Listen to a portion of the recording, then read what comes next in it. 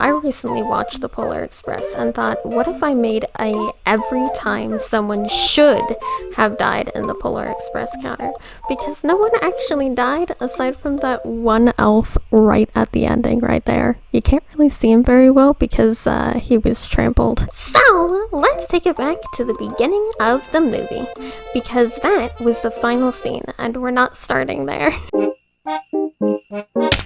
5-degree burns straight to the wrist artery.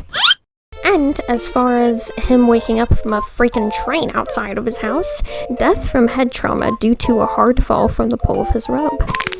And fine, for argument's sake, I'll say sure, this was just a dream. But then he wakes up and the same thing happens, so he would have died then. Or, at the very least, he would have gone into such shock from the fall in his sleep, it would have sent him into a coma. Yeah, that's how that works.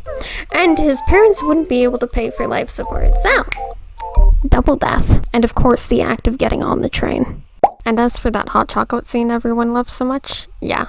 It's actually insensitive to love that scene so much because all the children were trampled to death. And quite possibly, the most obvious of the bunch is when the kid thought the girl was gonna get thrown overboard for not having her ticket punched, so he climbed a slippery, snowy ladder on a moving train to attempt getting it.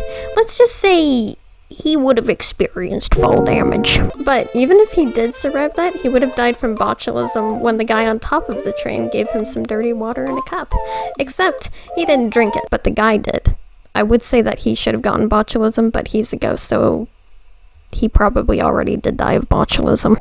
I also don't think I even need to say anything about the part where this man almost throws a child overboard with ski poles and then proceeds to forcefully ski down a train with him. Well, actually, I will say that this screenshot of what looks like him choking the child while forcing him to ski down a train is some pretty top-tier child abuse. And as far as my favorite part of the movie, when the entire Polar Express becomes a roller coaster, this low resolution picture I took proves that one of the men who worked on the train would have died from choking on the train itself, because that little line right there is a part of the train itself. And because I love the concept of a train on ice so much, I'm gonna let this one slide. Pun not intended at first, but then deliberately intended very much so. But there's no arguing that the children would have absolutely died when they had to manage a part of the train all by themselves due to the ominous ice pit that Santa had at the end of this cute little area. But even if they did survive, they wouldn't have survived balancing on the tracks over that giant ominous hole over to another tunnel. And last, but certainly not least, when they all decided to get into Santa's bag and the elves couldn't carry it through the sky, so they started knocking down the Christmas tree. Everyone in the entire movie would have died.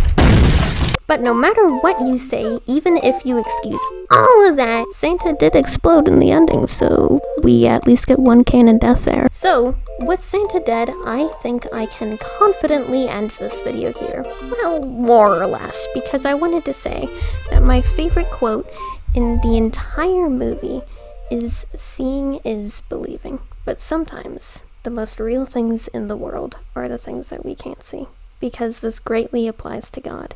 He's more real than everything else that we have in our day-to-day lives, and will always be there for you. So just let that soak in for a bit. But there couldn't be a better line for a Christmas movie, considering that that's what Christmas is anyways. So with that said, I'm gonna leave this video here. So take care of yourselves, have a decent day, and stay determined, out of the way.